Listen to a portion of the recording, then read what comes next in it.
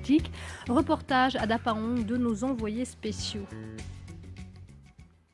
L'affaire a suscité l'indignation à Dakar, Washington, Ouagadougou ou à Paris. Une trentaine de militants pro-démocratie sont toujours détenus au secret à Kinshasa.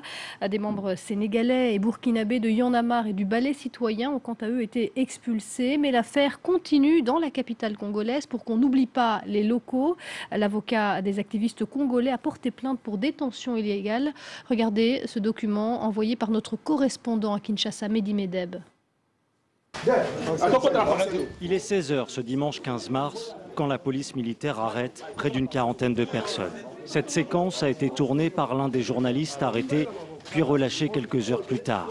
Dernières images donc de ces militants pro-démocratie interpellés il y a près de 10 jours maintenant.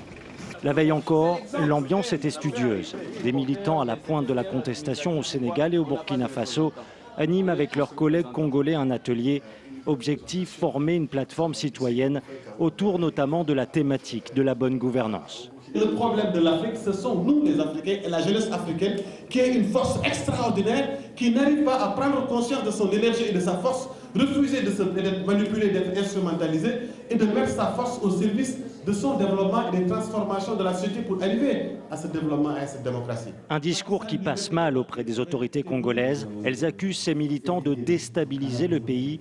Totalement faux pour leur avocat qui a formellement porté plainte ce lundi pour détention arbitraire. Ce qui est le plus étonnant, même les plus accablant parce que nous sommes très inquiets, ils ont été arrêtés.